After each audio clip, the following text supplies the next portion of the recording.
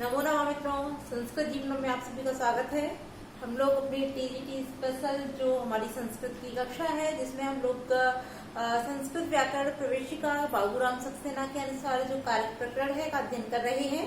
तो अभी तक की कक्षाओं में हम लोगों ने द्वितीय विभक्ति के कई सूत्रों का अध्ययन कर लिया है और जैसा कि कल की कक्षा में हम लोगों ने हमारा जो गति बुद्धि प्रत्यवसानार्थ शब्द कर्म का नाम अड़िकर्ता सड़ऊ जो सूत्र है उसके विषय में थोड़ी सी चर्चा कर ली थी। पूरा सूत्र नहीं हो पाया था, तो आप लोग जल्दी जल्दी से लाइव आ जाइए, जिससे कि आपके कोई भी प्रश्न जो परीक्षा में इस सूत्र से संबंधित पूछे जा सकते हैं वो ना छूटे। और साथ ही साथ आप सभी लोगों से अनुरोध करूंगी कि आप लोग वीडियो की लिंक को अपने दोस्तों के साथ अवश्य शेयर किया कीजिए, जिससे कि अधिक से अधिक लोग वीडियो के साथ लाइव जुड़े। तो आइए, कल हम लोगों ने जाना था कि यह जो हमारा सूत्र था गति बुद्धि प्रत्यवसानार्थ शब्द कर्म का नाम अड़िकर्ता सड़ौ, जो हमारा सूत्र है यह क्या करता है कि गत्यर्थक धातुओं में बुद्धिर्थक धातुओं प्रत्यवसानार्थक धातुएं अर्थात जो भक्ष्य खाने इत्यादि के लिए जो हमारी धातुएं होती है, जैसे भुज धातु है, वक्ष धातु है, अर्ध धातु है इत्यादि जो धातुएं होती हैं, इनके योग में साथ ही साथ जो शब्द कर्मक धातुएं होती हैं अर्थात जिनका अर्थ होता है पठन पाठन करना, अध्ययन करना, यानी शब्द कर्मक, ठीक है। और साथ ही साथ जो अकर्मक धातुएं होती हैं, और अकर्मक धातुएं आप सभी जानते हैं कि जिसमें कर्म नहीं होता है वह धातुएं अकर्मक होती हैं, ठीक है। तो इन धातुओं के जो कर्ता होते हैं, किसके अड़ियंतावस्था का जो कर्ता होता है वो अड़ियंतावस्था में जाके कर्ता न रहकर कर्म में परिवर्तित हो जाता है, ठीक है। और अड़ियंतावस्था के कर्ता को अड़ियंतावस्था में कर्म करने वाला जो सूत्र है वो कौन सा है हमारा, वह है गति बुद्धि प्रत्यवसानार्थ शब्द कर्म का अड़िकर्ता सड़ौ, ठीक है। तो इस प्रकार से हम लोगों ने इस सूत्र का अध्ययन कर लिया था। गत्यर्थक धातुएं गम या इड़ इत्यादि थी, बुद्ध्यर्थक धातुएं बुध ज्ञा विद इत्यादि जो धातुएं होती हैं, प्रत्यवसानार्थक धातु जैसे अभी बता ही दिया, भक्ष भुज अध खाद इत्यादि जो धातुएं होती हैं। साथ ही साथ शब्द कर्मक धातु में पट धातु है, उच्चर धातु है, जैसे उच्चारण करना, पढ़ना इत्यादि जो धातुएं आती है वह शब्द कर्मक धातु के अंतर्गत आ जाती हैं। और अकर्मक धातुओं में से आज उत्तिष्ठ स्था सेन इत्यादि जो धातुएं होती हैं वह हमारी अकर्मक धातुओं के अंतर्गत आ जाती हैं। तो कल की कक्षा में हम लोगों ने जो हमारी गत्यर्थक धातु थी इस धातु के उदाहरण को समझ लिया था। तो मुझे वैसे पूरी उम्मीद है कि आप लोगों को समझ में आ गया होगा, क्योंकि हमने इतनी अच्छी और आसान भाषा में समझाया था जिससे कि आपको समझने में कोई समस्या नहीं रही होगी। और यदि फिर भी कोई समस्या रही हो तो आज हम लोग जो बुद्ध्यर्थक उदाहरण होगा बुद्ध्यर्थक का उसको देखेंगे, प्रत्यवसानार्थ का उदाहरण देखेंगे, शब्द कर्मक का देखेंगे और अकर्मक धातुओं का जो उदाहरण देखेंगे। उससे अगर थोड़ा सा भी डाउट रहा होगा तो वो भी समाप्त हो जाएगा, ठीक है। वैसे तो यह जो हमारा सूत्र है थोड़ा सा ही बहुत थोड़ा सा समझने में कठिन होता है, किंतु मैं अपनी तरफ से यह पूरा प्रयास करूंगी कि आपको इसे समझने में कहीं भी कोई भी समस्या ना आए, जिससे कि अगर परीक्षा में इससे संबंधित कोई प्रश्न पूछा जाता है तो आप उसको आसानी से कर सकें। तो चलिए, कल हम लोगों ने गम धातु का जो उदाहरण था वह देख लिया था। आज हम देखते हैं हमारी जो बुद्ध्यर्थक धातु है उनमें से जो उदाहरण है, जैसे कि यहाँ हम लोगों ने लिख रखा है, एक तरफ अड़िजंत अर्थात अड़ियंतावस्था का जो वाक्य होगा उसको, और दूसरा अड़िजंत जो अड़ियंतावस्था में जो पहुंचेगा, ठीक है। और इसका अर्थ भी आप लोगों का अड़ियंत अर्थात जो सामान्य साधारण वाक्य होते हैं, साधारण से तात्पर्य जो प्रकृत वाक्य होते हैं, अर्थात जैसे वह जाता है, वह खाता है, इनकी जब हम संस्कृत बनाते हैं तो उनके जो वास्तविक अर्थ जो वाक्य हो जाता है, जैसे सह पठती, सह गच्छति इत्यादि, ये प्रकृत भाषा में हो जाता है, ठीक है। और अड़िजंत अर्थात प्रेरणार्थक, जब किसी से प्रेरित होकर कार्य किया जाता है, जैसे वह उसको भेजता है या जब आता है, ठीक है। तो इस प्रकार से जब परिवर्तित हो जाता है तब यह अड़ियंतावस्था में आ जाता है, ठीक। तो वैसे तो अर्थ आपको पता चल गए होंगे, तो इसको हम हटा देते हैं जिससे कि हमारा जो वाक्य लिखने में समस्या ना आए, ठीक है। और फिर हम देखते हैं अब हम देखते हैं इसका, ठीक है। तो अगला जो हमारा हम देखते हैं बुद्ध्यर्थक धातु में बुध, ज्ञ और विद जो धातुएं आती हैं इनका उदाहरण। तो इसका उदाहरण है हमारा जैसे शिष्यः व्याकरणम विदन्ति, शिष्या व्याकरणम विदन्ति। ठीक है, शिष्या व्याकरणम विदन्ति अर्थात शिष्यों के द्वारा व्याकरण को विदन्ति माने जाना जाता है, वेदा जाता है, मनन किया जाता है, अध्ययन किया जाता है या पढ़ा जाता है। ठीक है, तो शिष्यों के द्वारा या शिष्य व्याकरण को विदन्ति माने जानते हैं या उसका अध्ययन करते हैं, यह इसका अर्थ हो जाता है। ठीक है, अब यहाँ देखते हैं यह जो हमारा अड्यंतावस्था अर्थात इस वाक्य का प्राकृतिक रूप तो यही है। अब हम इसको क्या करेंगे, जब इसको हम अड्यंतावस्था में ले जाएंगे अर्थात इस वाक्य में यह जो कर्ता है, कर्ता कौन है, यह जो शिष्य है यह स्वयं ही व्याकरण को विद रहे हैं, पढ़ रहे हैं, इसका अध्ययन कर रहे हैं। ठीक है, तो यहाँ जो कर्ता है वह व्याकरण को स्वयं ही पढ़ रहे हैं, किंतु जब हम इसको अड्यंतावस्था में ले जाएंगे अर्थात ऋच धातु के साथ जब इस क्रिया का विधान करेंगे तब यहाँ जो हमारा कर्ता होगा वो किसी से प्रेरित होकर इसके कार्य को करेगा। अर्थात जब क्योंकि अड्यंतावस्था ऋदंत का अर्थ ही होता है प्रेरणार्थक। कौन सा वाक्य, जो प्रेरणा से अर्थात किसी से प्रेरित होकर जब कोई कार्य किया जाता है तब वह अड्यंतावस्था में पहुंच जाता है। ठीक है, तो इस वाक्य को जब हम अड्यंतावस्था में ले जाएंगे तो क्या हो जाएगा, इसको क्या करेंगे हम, क्योंकि यहाँ बता रहा है उसको कर्म हो जाएगा अर्थात जो अड्यंतावस्था का कर्ता होता है उसको अर्थात अड्यंतावस्था में वह क्या हो जाए, सामान्य वह क्या हो जाएगा, वह कर्म हो जाएगा। ठीक है, अब यहाँ जो कर्ता है हमारा शिष्य और जब हम इसको अड्यंतावस्था में ले जाएंगे तो ये क्या हो जाएगा, कर्म। तो यहाँ कौन सी विभक्ति है, प्रथमा व्यक्ति बहुवचन है। ठीक है, प्रथमा है किंतु बहुवचन है, तब जब यहाँ कर्म में पहुंचेगा तब भी यह बहुवचन में ही रहेगा। तो क्या हो जाएगा, यहाँ शिष्यान, क्या हो जाएगा, शिष्यान। ठीक है, शिष्यान। अब क्योंकि यहाँ जो कर्ता है वो अड्यंतावस्था में जब पहुंचेगा तो वो कर्म बन जाएगा, कर्ता न रह करके वह कर्म होगा, तो यहाँ कर्म होकर के ये शिष्यान हो गया। आगे जो व्याकरण में तो हमारा कर्म था ही, तो यह कर्म कर्म ही रहेगा, इसका कोई भी परिवर्तन नहीं होगा, तो क्या हो जाएगा, व्याकरणम। ठीक है, अब यहाँ जो विदंती है, विदंती जो धातु है इसमें क्या लग जाएगा, इसमें ऋच प्रत्यय लगकर यहाँ क्या हो जाएगा, वेदयति। क्या हो जाएगा, वेदयति। फिर तो इस प्रकार से हमारा जो कर्ता है वह अड्यंतावस्था का कर्ता अड्यंतावस्था में जाकर कर्म में परिवर्तित हो जाता है। ठीक है, आपके समझ में आ गया होगा। अब देखिए, आपको एकदम सरल भाषा में अगर थोड़ा सा भी कंफ्यूजन है तो इसको देखिए कैसे हम दूर करते हैं।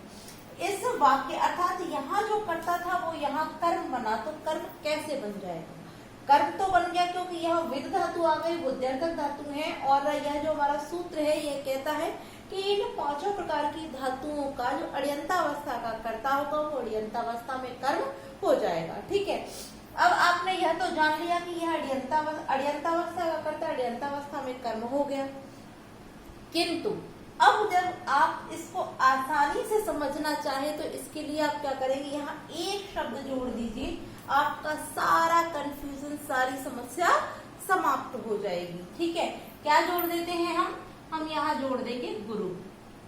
क्या जोड़ेंगे, गुरु। ठीक है, अब आपने देखा कि यहाँ हमने केवल एक शब्द जोड़ा है गुरु, तो इससे हमारा जो सस्पेंस था अर्थात यहाँ जो कंफ्यूजन हो रहा था, जो असमंजस की स्थिति उत्पन्न हो रही थी कि ये जो हमारा कर्ता है यहाँ कर्म हो गया, ऐसा कैसे हो गया, कैसे नहीं हुआ, तो यहाँ जो हमारा वाक्य है, जो सूत्र है, वाक्य नहीं, जो सूत्र है, उस सूत्र ने कहा कि वो प्रेरित हो करके यहाँ पर प्रेरणार्थक अर्थ में जाकर कर्म हो जाएगा। तो इसको प्रेरित करने वाला कौन है, जो उसको प्रेरित करेगा हम उसी को जोड़ देते हैं, और उसको जब जोड़ देंगे तो कर्ता कौन हो गया, जो उसको प्रेरित कर रहा है, जिससे वो प्रेरित हो रहा है। तो जिससे प्रेरित हुआ तभी तो वो कर्म में परिवर्तित हुआ। तो यहाँ इसका अर्थ क्या हो जाएगा कि गुरु शिष्यों को व्याकरण का अर्थात व्याकरण को वेदयति माने बताते हैं, कि गुरु शिष्यों को व्याकरण बताते हैं। और यहाँ क्या था कि शिष्य व्याकरण को वेदते हैं अर्थात जानते हैं, स्वयं ही अध्ययन कर रहे थे। यहाँ छात्र, यहाँ शिष्य व्याकरण को स्वयं ही विद रहे थे, ठीक है। किंतु जब वो प्रेरणार्थक में पहुंचेंगे, ण्यंतावस्था में पहुंचेंगे, तब क्या हुआ, तब उन शिष्यों को व्याकरण तो विद रहा है, व्याकरण तो वह जान रहे हैं, किंतु वह स्वयं नहीं जान रहे। फिर उनको कौन जनवा रहा है, गुरु। तो जो गुरु हो गया वो यहाँ कर्ता हो जाएगा, और जो कर्ता था अण्यंतावस्था में, वो अण्यंतावस्था में कर्म हो जाएगा, ठीक है। तो अब मुझे नहीं लगता कि अब यहाँ आपको कोई समस्या रही होगी, ठीक है। तो अगला वाक्य हम लिख रहे हैं, हमारी जो प्रत्यर्थ वसानार्थ, जो प्रत्यवसानार्थ का जो उदाहरण है उसको लिख रहे हैं। आप लोग कमेंट करके बताइए फटाफट से इसका वाक्य क्या हो जाएगा, ठीक है। हम लोग इसका लिख रहे हैं और आप इसका कमेंट करके वाक्य बताइए कि अण्यंतावस्था का जो वाक्य हम लिखेंगे और वह अण्यंतावस्था में क्या बनेगा, ये आप लोग कमेंट कीजिए, फिर हम बताते हैं कि आप लोगों ने क्या बनाया है, ठीक है। तो अगला देखते हैं हम, जैसे बालो बालो भोजनम भोजनम भुंक्ते,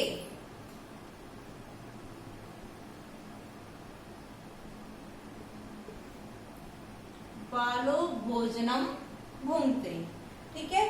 तो यह तो हो गया हमारा अण्यंतावस्था का वाक्य।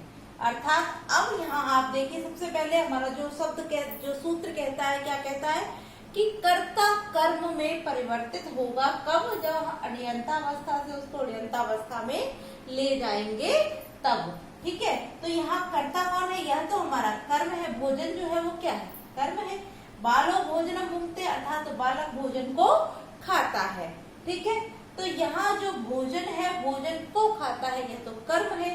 तो इसको तो कर्म को तो यह कर्म तो कर्म ही रहेगा, किंतु यहाँ सूत्र हमारा क्या कह रहा है कि कर्ता को अण्यंतावस्था में कर्म होगा।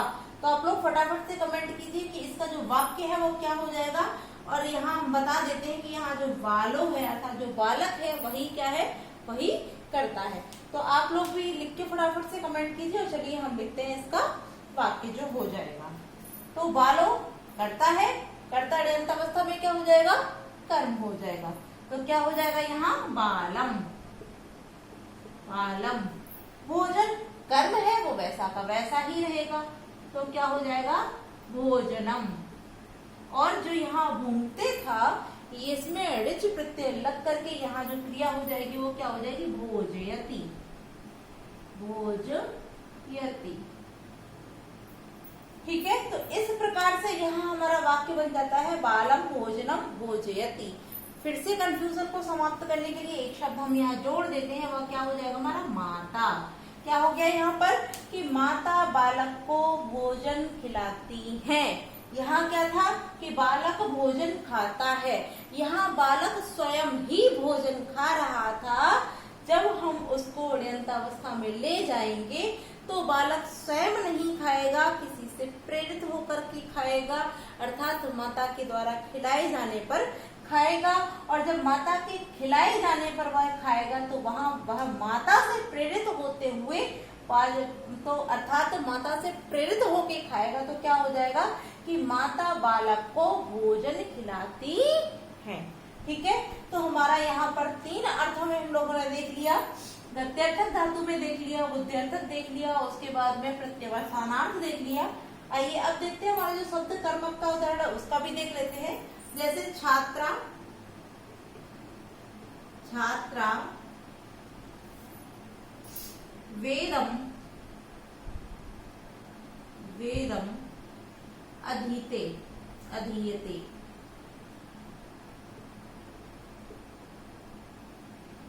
छात्रा वेदम अधीयते अर्थात छात्र वेदों का अध्ययन करते हैं, अर्थात वेदों को पढ़ते हैं, ठीक है। तो यहाँ छात्रा वेदम अधीयते। यहाँ जो छात्र है यह हमारे कर्ता है। यह जब यंतावस्था में पहुंचेंगे तो कर्म में परिवर्तित हो जाएंगे, तो क्या हो जाएगा यहाँ पर छात्रान,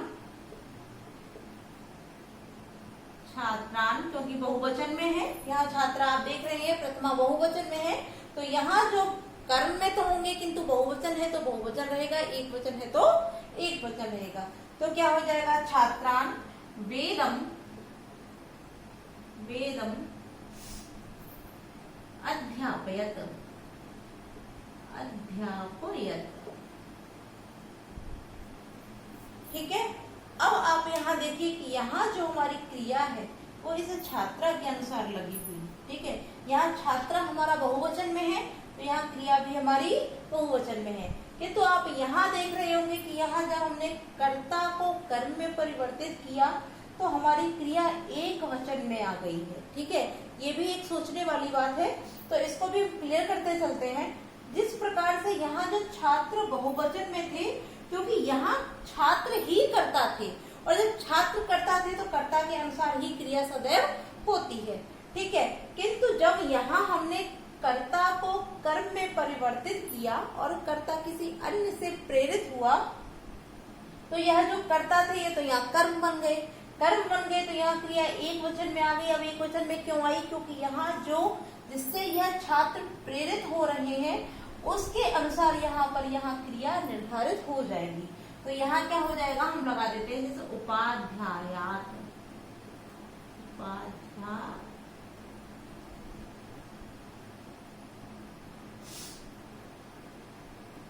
उपाध्याय।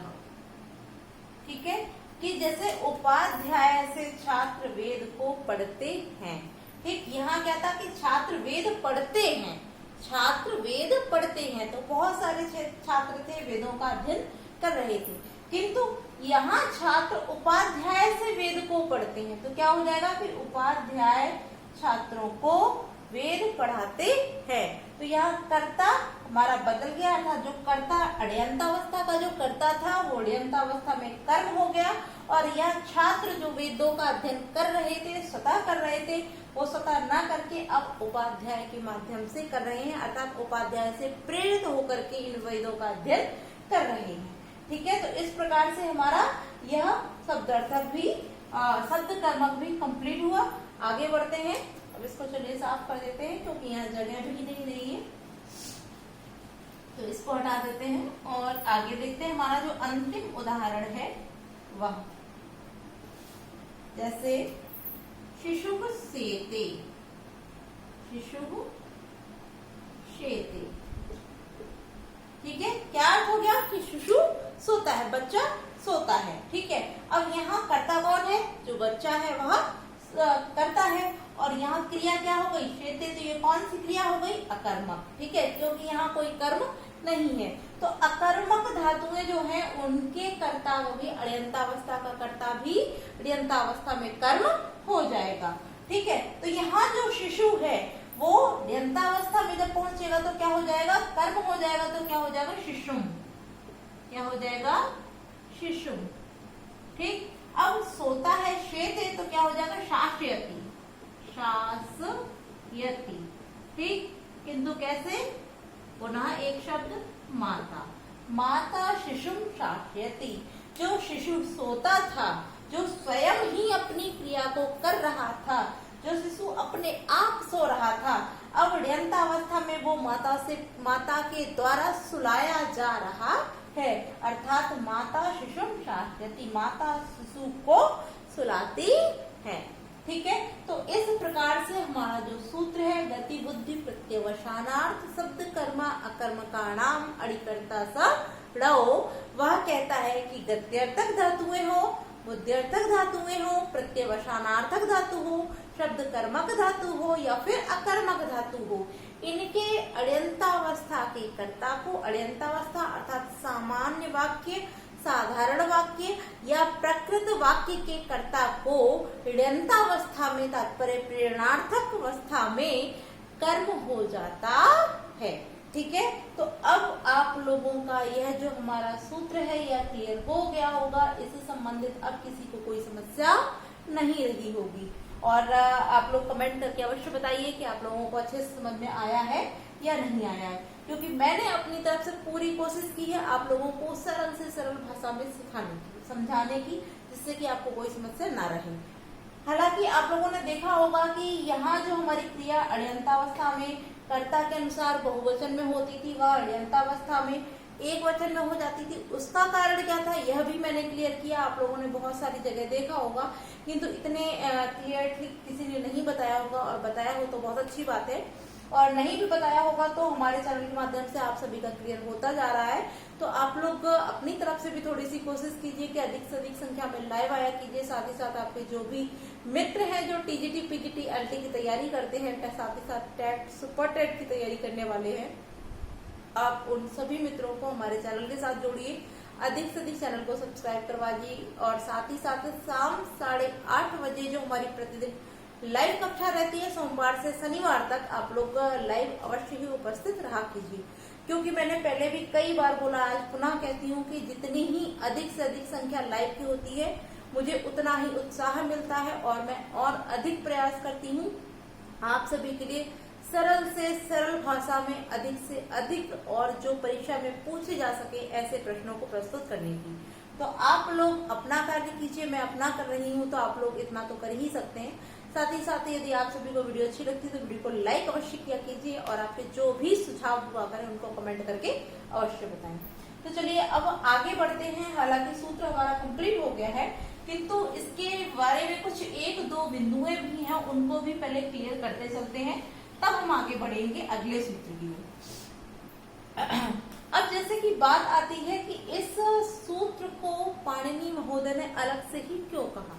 अगर कर्म ही करना है तो अण्यंतावस्था के किसी भी वाक्य में किसी भी क्रिया, यहाँ स्पेशली इन ही क्रियाओं को बताने की क्या आवश्यकता थी कि प्रत्यर्थक धातुएं होंगी तभी वहां पर कर्म होगा, अण्यंतावस्था के कर्ता को अण्यंतावस्था में जाके, ठीक है, कि बुद्ध्यर्थक होगा तभी होगा, या प्रत्यवसानार्थक होगा तभी होगा, या हमारा शब्द कर्मक होगा या अकर्मक धातुएं होंगी, तभी जाकर के जो हमारे अण्यंतावस्था का कर्ता होगा वो अण्यंतावस्था में जाके कर्म होगा। ऐसा क्यों कहा, ठीक है। तो इसके लिए भी हम एक उदाहरण देखते हैं कि जैसे हम कहते हैं कि देवदत्ता पचति, ठीक, देवदत्ता पचति। अब यहाँ इस शब्द का अर्थ क्या है कि देवदत्त पकाता है, क्या हो जाएगा, देवदत्त, देवदत्त पकाता है, ठीक है। अब आप देख रहे हैं यहाँ पर पच माने पकाना हो गया, ये हमारी क्रिया हो गई, ठीक है, और देवदत्त हमारा कर्ता हो गया। देवदत्त क्या हो गया, हमारा कर्ता हो गया। जब हम इसको अण्यंतावस्था में ले लेते हैं, अण्यंत कर देते हैं, ठीक है, अण्यंत, तो जब हम इसको अण्यंतावस्था में लेकर के जाएंगे, जब हम इसको अण्यंतावस्था में लेकर के जाएंगे तो यहाँ तो हम इसमें ऋच प्रत्यय लगा के इस क्रिया को तो हम कर देते हैं पाच्यति, क्या हो जाएगा, पाच्यति, ठीक है। अब लेकिन यहाँ पर जो देवदत्त पकाता था, ठीक, तो अब यहाँ क्या हो जाएगा, जैसे हम अण्यंतावस्था का तात्पर्य क्या था, प्रेरणार्थक, किसी से प्रेरित होकर कोई कार्य करना। तो अब जैसे कि हम इसको बोलते हैं माता, माता देवदत्त से पकवाती हैं, पकवाती हैं, ठीक। जो देवदत्त यहाँ स्वयं ही पका रहा था वह प्रेरित किससे हुआ, माता से। तो यहाँ क्या हो जाएगा कि देवदत्त माता से पकवाती हैं, ठीक।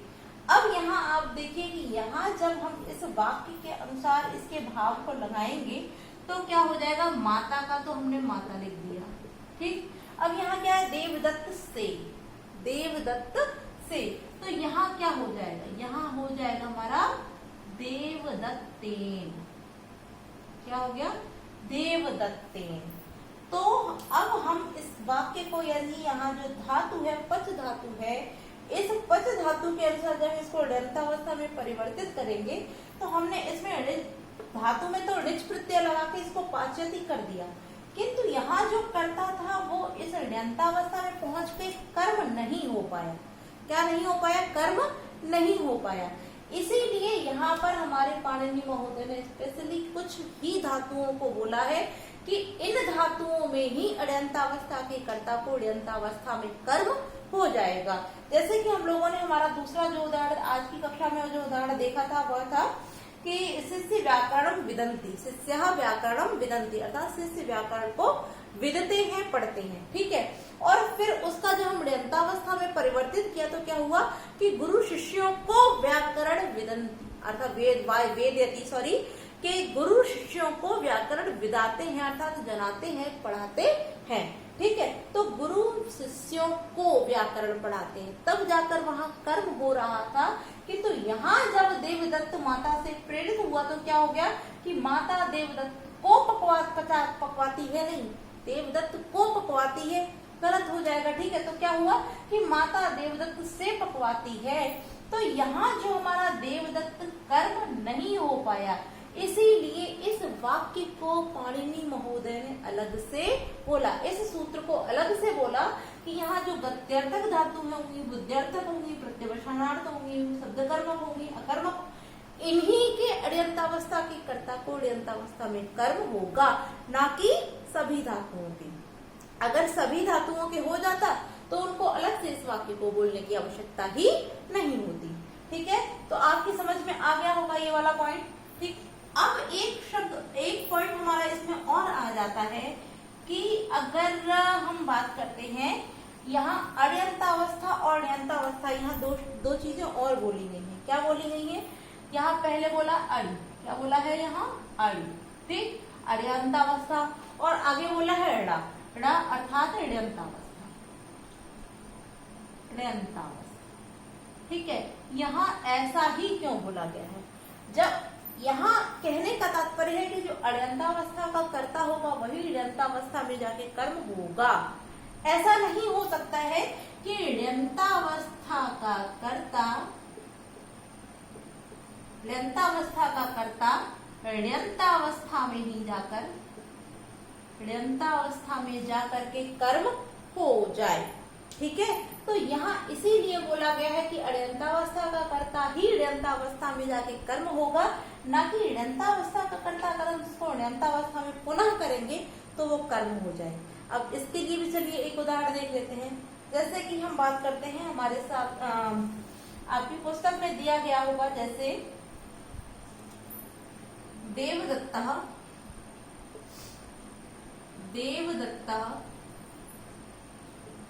यज्ञदत्तं